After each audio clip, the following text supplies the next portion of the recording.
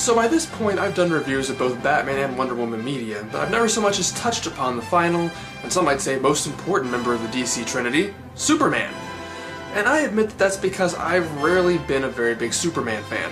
As a kid, I used to love the Lois and Clark series, and this past March I actually did some filming in the Superman-themed Metropolis, Illinois. But other than that, Superman has rarely done much for me. That's not to say I dislike him or devalue his impact on American culture, but I've just always preferred Batman. Recently, though, I realized that I'd never actually seen the 1978 Richard Donner Superman film, and that realization astonished me. It was the quintessential superhero film, the film that launched the modern genre. So I quickly ran out, bought it, and watched it. And it's every bit as great as I'd always heard. The casting, the effects, the storytelling, the style. I did believe that a man could fly. That's not to say that it's not peppered with some head-scratching moments, but it's overall pretty solid. Unfortunately, very unfortunately, the ending was also as terrible as I'd always heard. In fact, it was worse than I'd always heard. I know this movie is a sacred cow for a lot of people, but I also doubt I'm covering ground that hasn't been tackled many times before. So let me just go ahead and say now that this ending is absolutely ridiculous! The setup is good. Superman confronts Lex Luthor only to find out that he's launched 2 missiles in opposite directions, one going to New Jersey, the other to California, and that Superman will only have time to stop one. This is good. The villain forcing the hero to choose one of 2 outcomes that should inevitably cause him to lose no matter what can make for good drama, and it's an idea that's been reused in subsequent superhero films such as Batman Forever, Spider-Man, and The Dark Knight. And it's always best when the hero actually does lose something rather than find some tricky way around it. Now, before Miss Tessmacher saves him from kryptonite, she makes Superman promise to stop the New Jersey missile first.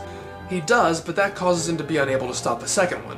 While he's able to curb most of the damage from the impacting missile, he's unable to save Lois Lane in time, and she's buried alive in her own car. This is also really good. It took a lot of guts to pull a move like this. It's genuinely scary to see Lois struggling for her life, and it resonates to see Superman cope with his own failure and ultimately choose to decide to go against Jor-El's commands not to interfere in human events. But this is where everything falls apart. In order to put things right, Superman flies around the Earth so fast that he reverses its rotation, and this causes the Earth to travel back in time and allows Superman to save Lois. I'm sorry, but this just makes no sense! None!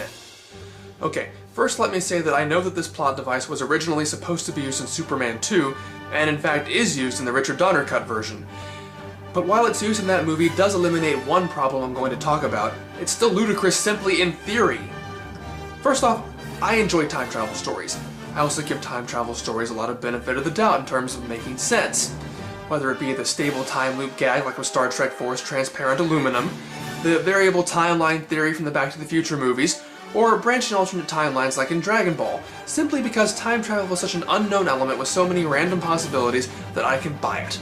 I have a high suspension of disbelief. But the idea that one can turn back time by reversing the Earth's rotation? I'm sorry, but I just don't buy it. The writers are committing a logical fallacy by expecting us to believe that the Earth's rotation is the cause of time moving forward. It is simply a consequence of time moving forward. Now, if someone did reverse the Earth's rotation, what people would most likely see is the sun traveling in the opposite direction. Evening would become morning and so forth. And that might lead people to assume that time is traveling backwards because the consequences of what we associate with time moving forward is being reversed. But by that logic, I could travel through time simply by turning my watch back, or even walking backwards, simply because it's the opposite of what one normally experiences when time moves forward. And are we to then assume that the passage of time is only relative to Earth itself? Would astronauts in orbit be unaffected? Would the occupants of the Phantom Zone not have traveled through time because they weren't on Earth at that moment? Those who are Power Rangers fans and have seen my Mighty Morphin Kaku Rangers video will know that Master Vile also uses the same broken logic to turn back time in Season 3 of that show, and also that I didn't so much as mention it in that video. Well, that's for 3 reasons. One is that really wasn't relevant how Ninja Sentai Kaku Ranger became Mighty Morphin Power Rangers. 2 is that the Orb of Doom was at least explained as being magical with a specific purpose of turning back time. Superman is not specifically made to turn back time. He's using his own established powers to accomplish a goal that should have nothing to do with time travel. And 3, Power Rangers is a goofy kids show that often doesn't make any sense. But Richard Donner's stated goal for this film was verisimilitude, and this just totally drops the ball on that concept. But as I said, no one knows if time travel is really possible, let alone how it's accomplished. And as far as I know, no one's ever turned back the Earth's rotation. So let's just assume now that this is possible, or that maybe some fan justification like that Superman isn't actually turning the world back but is traveling faster than light or some such is valid, even though the commentaries don't seem to support this. But let's just say that this method will generate the desired result. Fine.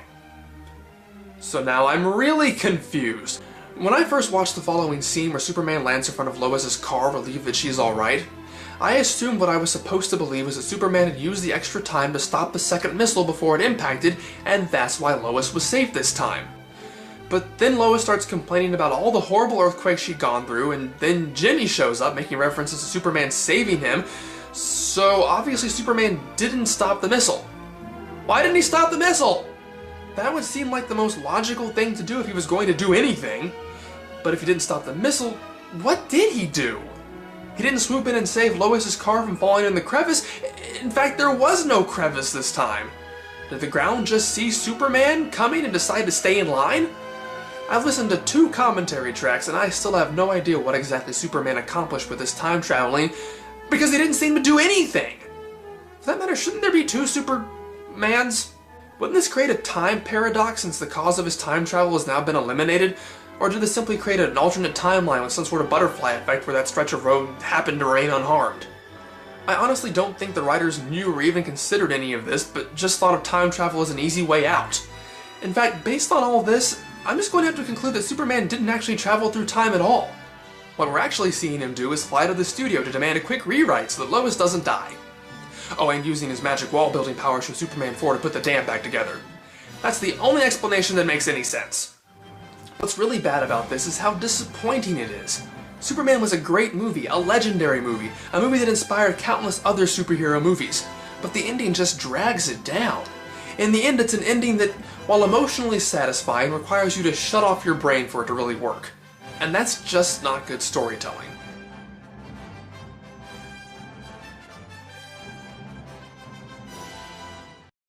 Not to interfere in human events. But this is where everything falls apart. In order to put things right, Superman flies around the Earth so fast that he reverses its rotation, and this causes the Earth to travel back in time and allows Superman to save Lois. I'm sorry, but this just makes no sense! None! Okay, first let me say that I know that this plot device was originally supposed to be used in Superman 2, and in fact is used in the Richard Donner cut version. But while its use in that movie does eliminate one problem I'm going to talk about, it's still ludicrous simply in theory. First off, I enjoy time travel stories. I also give time travel stories a lot of benefit of the doubt in terms of making sense. Whether it be the stable time loop gag like with Star Trek 4's transparent aluminum, the variable timeline theory from the Back to the Future movies, or branching alternate timelines like in Dragon Ball, simply because time travel is such an unknown element with so many random possibilities that I can buy it. I have a high suspension of disbelief. But the idea that one can turn back time by reversing the Earth's rotation?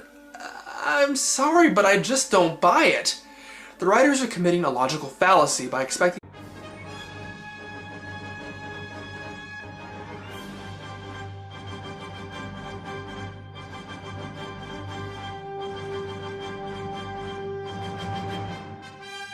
So by this point, I've done reviews of both Batman and Wonder Woman media, but I've never so much as touched upon the final, and some might say most important member of the DC Trinity, Superman. And I admit that that's because I've rarely been a very big Superman fan. As a kid, I used to love the Lois and Clark series, and this past March I actually did some filming in the Superman-themed Metropolis, Illinois, but other than that, Superman has rarely done much for me. That's not to say I dislike him or devalue his impact on American culture, but I've just always preferred Batman. Recently, though, I realized that I'd never actually seen the 1978 Richard Donner Superman film, and that realization astonished me.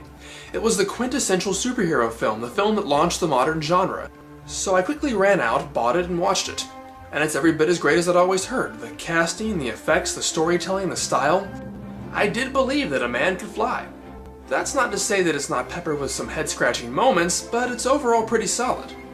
Unfortunately, very unfortunately, the ending was all us to believe that the Earth's rotation is the cause of time moving forward.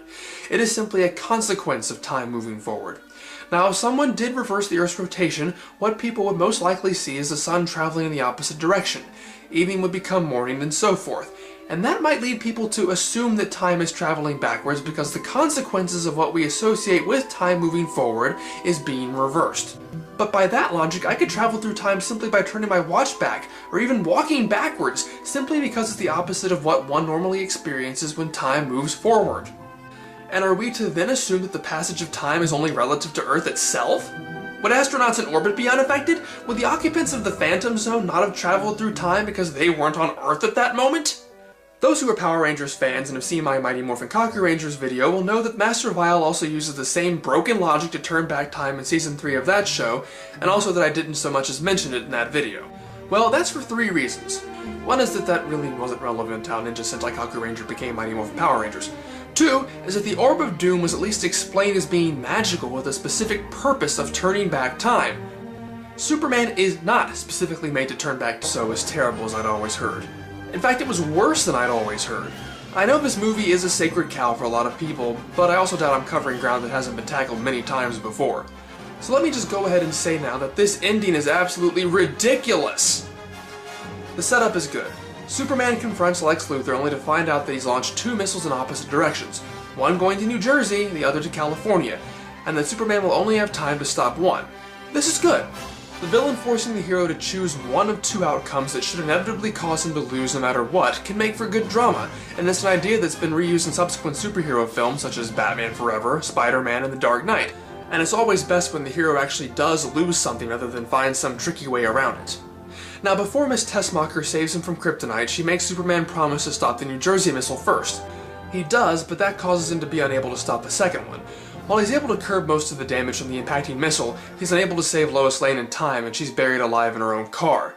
This is also really good. It took a lot of guts to pull a move like this. It's genuinely scary to see Lois struggling for her life, and it resonates to see Superman cope with his own failure and ultimately choose to decide to go against Jor-El's commands this time. He's using his own established powers to accomplish a goal that should have nothing to do with time travel. And 3, Power Rangers is a goofy kids show that often doesn't make any sense. But Richard Donner's stated goal for this film was verisimilitude, and this just totally drops the ball on that concept. But as I said, no one knows if time travel is really possible, let alone how it's accomplished. And as far as I know, no one's ever turned back the Earth's rotation. So let's just assume now that this is possible, or that maybe some fan justification like that Superman isn't actually turning the world back but is traveling faster than light or some such is valid. Even though the commentaries don't seem to support this. But let's just say that this method will generate the desired result. Fine. So now I'm really confused. When I first watched the following scene where Superman lands in front of Lois's car relieved that she's alright, I assumed what I was supposed to believe was that Superman had used the extra time to stop the second missile before it impacted, and that's why Lois was safe this time. But then Lois starts complaining about all the horrible earthquakes she'd gone through, and then Jimmy shows up making references to Superman saving him, so obviously Superman didn't stop the missile. Why didn't he stop the missile? That would seem like the most logical